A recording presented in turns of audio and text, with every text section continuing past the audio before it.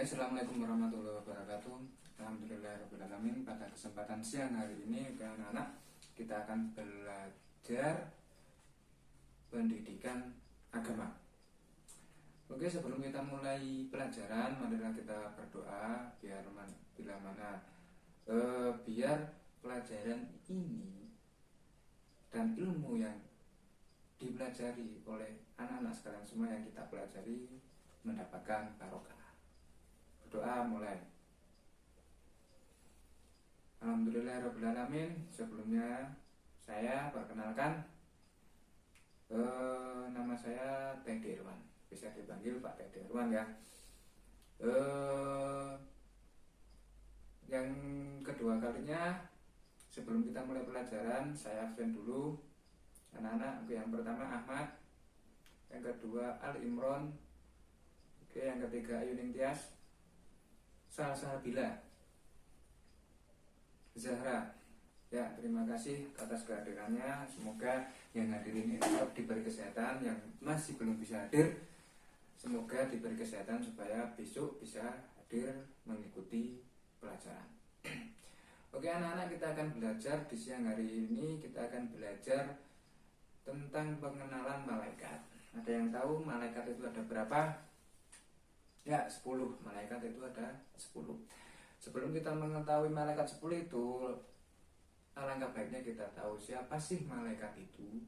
Ya, malaikat adalah makhluk Allah Subhanahu wa Ta'ala yang diciptakan dari cahaya. Sedangkan kita sebagai manusia itu diciptakan dari tanah. Ya. Malaikat dan manusia itu beda. Bedanya di mana? Manusia itu dikasih nafsu, sementara malaikat tidak dikasih nafsu, sehingga malaikat itu patuh. Sebetulnya malaikat itu ada banyak sekali malaikat. Ada yang bertugas seperti ini, seperti itu. Bahkan hadis juga mengatakan setiap wudhu kalian dan tetesannya itu pun berubah menjadi malaikat. Namun yang wajib kita ketahui bahwasanya malaikat itu ada 10.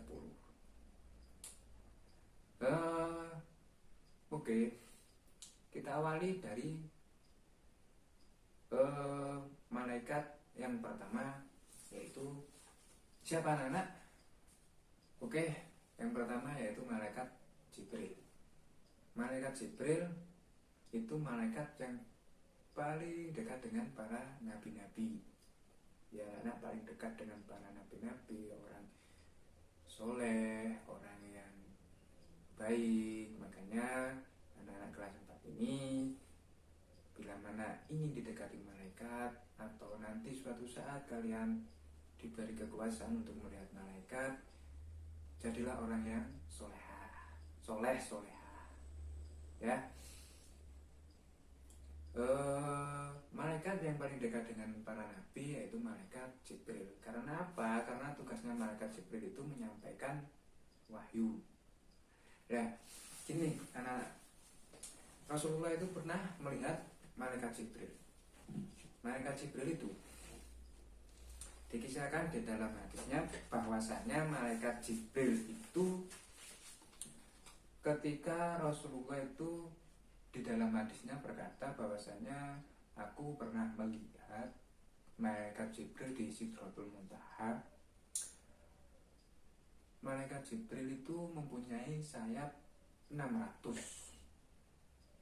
Sayapnya 600 ya, sayapnya 600. Dan di sayapnya itu terdapat batu-batu mulia dan permata. Jadi ya indah, jangan bayangkan seperti gambar gimana kalian bayangkan. Malaikat itu lebih indah. Bahkan sayapnya seperti itu. Andai kata mungkin kalian jual satu beliannya, mungkin itu bisa bermanfaat bagi hidup kita. Tapi nggak bisa kalian menjual pakaian tersebut. Yang pertama kita ketahui bahwasanya malaikat itu ada 10 ya anak-anak. Yang pertama yaitu malaikat Jibril. Tugasnya apa malaikat Jibril? Oke, baik. Malaikat Jibril yaitu menyampaikan wahyu. Jadi malaikat yang paling dekat dengan para nabi, yang ditemui para nabi adalah malaikat Jibril, karena tugasnya apa? Menyampaikan wahyu. Yang kedua yaitu malaikat Mikael, yaitu memberikan rezeki ataupun menurunkan hujan. Jadi hujan-hujan yang kalian ketahui, yang kalian pernah alami, yang kalian pernah rasakan, itu tugasnya Mikael untuk menurunkan hujan. Oke, yang ketiga yaitu malaikat Israfil. Malaikat Israfil itu malaikat peniup sangkakala.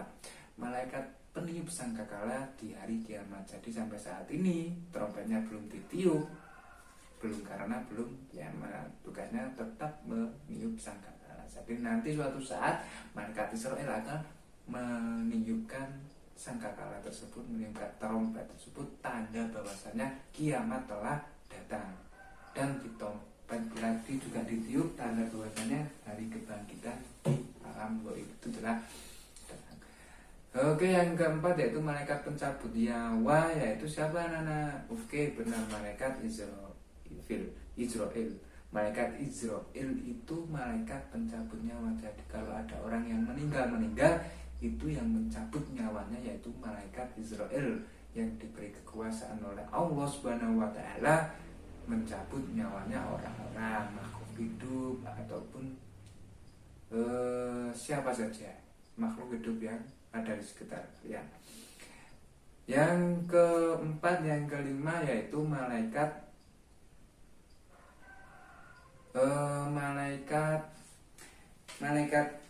mungkar.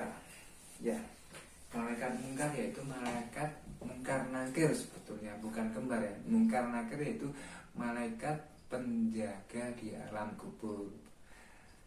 Suatu saat nanti kalau kalian menjumpai atau tiba waktunya saat kalian berjumpa dengan malaikat mungkar nakir, nanti kalian ada di alam kubur dan malaikat itu bertanya seperti, siapa Tuhanmu, man rabbuka, man kitabuka, man nabiyuka, siapa nabimu, dan kalian harus jawab dengan tegas bahwasanya kalau kalian tidak menjawabnya maka alamat neraka tempatnya tersebut. Dan yang ke mungkar nakir 6, yang ketujuh yaitu malaikat raqib atid. Malaikat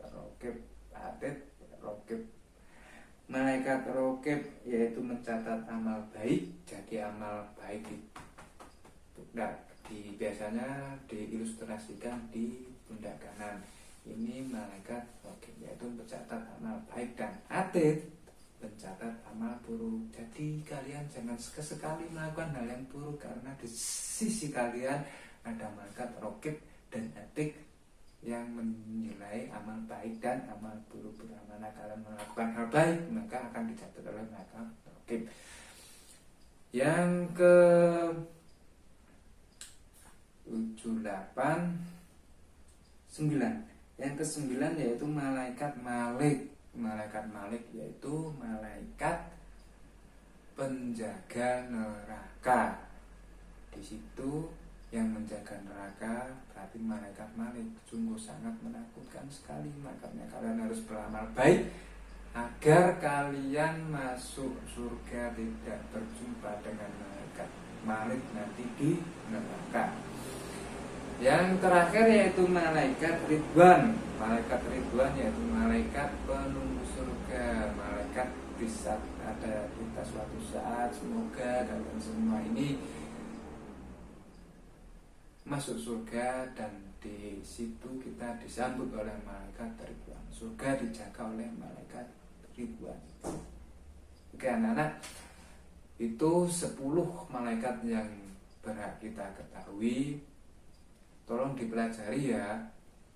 Karena apa? Karena kita mengetahui tentang malaikat dan tugasnya itu termasuk rukun iman. Jadi iman kalian itu, rukun iman itu yang kedua yaitu iman kepada para malaikat. Ya, anak-anak tolong dipelajari. Mungkin pelajaran di siang hari ini cukup sampai di situ. dan kalian pelajari nanti di rumah, tetaplah berbuat baik. Karena apa? Tetap hal yang baik itu adalah hal yang baik itu disukai oleh Allah Subhanahu wa Ta'ala. Terima kasih anak-anak. Boleh kita berdoa dan akhiri pelajaran di siang hari ini. Semoga nanti ilmu yang kalian dapat bermanfaat bagi saya sendiri maupun kalian juga.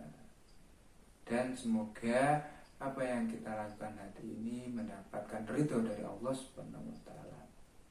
Oke, bisa disiapkan untuk berdoa ulang. Berdoa mulai. Terima kasih anak-anak. Hati-hati di jalan, tetaplah semangat untuk belajar. Terima kasih, saya akhiri. Assalamualaikum warahmatullahi wabarakatuh.